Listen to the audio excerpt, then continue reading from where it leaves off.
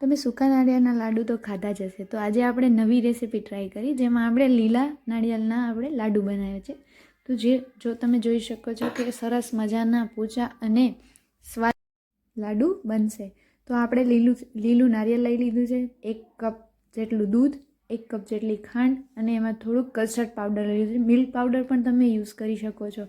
એક પેનમાં ઘી લઈ લીધું છે અને એમાં આપણે હવે થોડીવાર માટે લીલા નાળિયેરને શેકાવા દઈશું, જેનાથી એમાં રહેલું જે પાણીનો ભાગ છે એ નીકળી જશે અને સરસ મજાના ડ્રાય થઈ જશે. જ્યાં સુધી એ બ્રાઉન ન થાય ત્યાં સુધી આપણે એમને શેકી લેશું.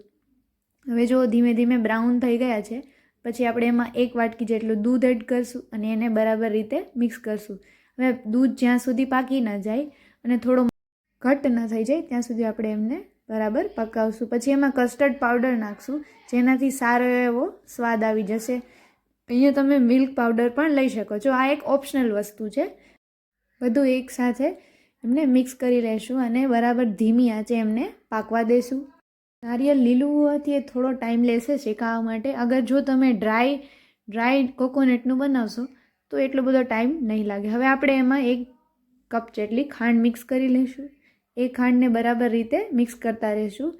જરૂરિયાત મુજબ આપણે એમાં ખાંડ એડ કરતા રહીશું અને એમને બરાબર હલાવી અને થોડો ટાઈમ માટે એમને ધીમી આંચ પર શેકાવા. અને એક વાતનું ખાસ ધ્યાન રાખવું કે નીચે ચોંટી ન જાય, એનું ખૂબ ખ્યાલ રાખો, જેનાથી તમારા લાડુ એકદમ સરસ સ્વાદિષ્ટ અને નીચેથી બળેલા નહીં બને. હવે જો બધા આપણું લાડુ તૈયાર થઈ ગયા છે, હવે આપણે એમને એક સૂકા નાળિયેર અથવા તો તમે લીલું નાળિયેર છે જેમને આપણે શેકી લીધું હતું એમાંથી મેં થોડુંક અલગ કાઢી લીધું હતું, જેમાં આપણે એમને રગદોળી અને એ લાડુને તૈયાર કરી લઈશું. તો આપણા લાડુ તૈયાર થઈ ગયા છે. સોફ્ટ અને સ્વાદિષ્ટ લાડુ અહીં આપણા તૈયાર થઈ ગયા છે.